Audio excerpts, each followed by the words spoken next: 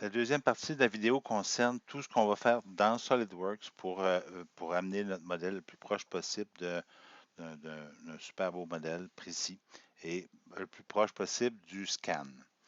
Donc, dans SolidWorks, il faut absolument ajouter le complément Scan to 3D pour être capable d'avoir le menu de modélisation de maillage. Le modèle qu'on a sauvegardé, c'est dans Mesh Mixer. On l'a sauvegardé en OBJ, un objet. On voit ici que ce n'est pas trop des gros fichiers comparé aux fichiers STL euh, et aux fichiers de scan. Donc, on va sauver l'objet qu'on a fait dans Mesh Mixer. Ce qui va nous apporter une conception graphique, un graphique comme ça qui est pas une surface, qui est vraiment juste le STL. Donc, ici, le menu n'est pas très visible, mais dans le menu de modélisation de maillage, vous avez convertir encore maillé, c'est-à-dire que là, il va vraiment créer un maillage, un vrai maillage et donc une surface qu'on pourra utiliser. Donc, on choisit l'objet, le graphique fermé, et on le convertit en corps maillé. Moi, j'ai fait grouper les surfaces, les facettes en face. Je n'ai pas testé, évidemment. La procédure que je vous montre là, elle ne couvre pas toutes les possibilités du logiciel, ni dans Mesh Mixer, ni dans SolidWorks, mais c'est une procédure qui devrait vous permettre d'arriver à faire quelque chose avec votre scan de garde-boue. OK, donc le modèle n'est pas tout à fait bien placé non plus, mais c'est pas trop grave. Je vais être capable de prendre, par exemple, une face comme ça et venir tracer une ligne qui va séparer le modèle en deux. Cette ligne-là va me servir à faire des plans, justement un plan qui passe par le milieu et éventuellement un plan de face pour être capable d'aller extraire des esquisses dans la forme. Alors, dans le menu de surface, je ne sais pas si on le voit pas ici, dans le menu, vous avez une commande qui s'appelle Intersect, qui est le menu de modélisation par maillage. Alors ça, ça nous permet de croiser, par exemple, le plan que j'ai fait au centre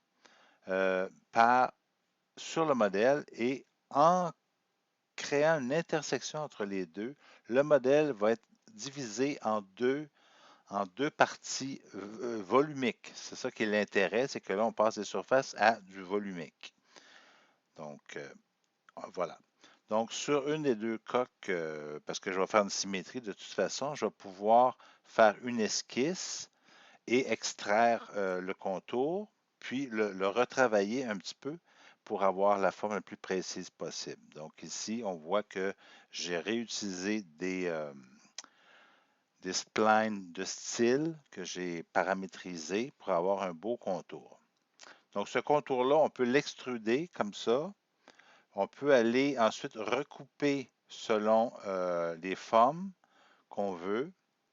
Donc, j'ai fait ici une surface en avant et en arrière qui est le plus proche possible de mon modèle. Et je vais couper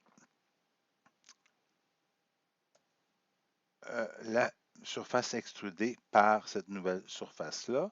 Et ça va me donner ce volume-là, qui est vraiment le volume là, qui ressemble le plus à la moitié de mon fauteuil.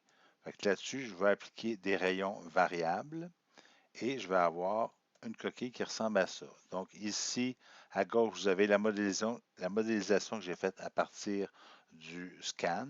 Ça, c'est le scan original. On voit tous les défauts ici. Et ça, si j'enlève les lignes, ça donne un peu ce modèle-là. J'aurais pu aussi travailler avec plusieurs plans, puis venir chercher plusieurs esquisses sur ma forme. Et puis à ce moment-là, faire des surfaces, des lissages, si on veut, d'une forme à l'autre, et venir fermer tout ça par des surfaces de chaque côté. Donc j'ai fait un lissage, j'ai fait des surfaces fermées de chaque côté, j'ai cousu, j'ai transformé en solide, j'ai appliqué aussi les rayons variables, puis ça donne quelque chose comme ça qui est très semblable à l'autre modèle. Donc, je me répète, l'étape vraiment la plus déterminante, c'est vraiment celle-là ici, où on peut venir différents plans, placer différentes esquisses qu'on a besoin pour faire notre volume. Donc, c'est un peu ça la technique que je vous propose. Donc, on revient, on scanne, on convertit, on importe d'abord l'objet, on convertit ensuite le graphique encore maillé. Et là, de là-dessus, on va se placer, on va créer des plans pour faire des intersections entre les plans qu'on veut et l'objet. Et ça nous crée des corps solides sur lesquels on peut ensuite isoler séparément puis venir chercher à différents endroits des esquisses qu'on va extruder d'une façon ou d'une autre. Ici, j'ai fait une forme extrudée. J'ai fait la courbure qui est en arrière du fauteuil, celle qui est en avant. J'ai vraiment recopié un peu les deux courbures de vue de dos puis vue de face pour faire une surface qui va couper mon extrusion et qui me donne à peu près le volume comme ça.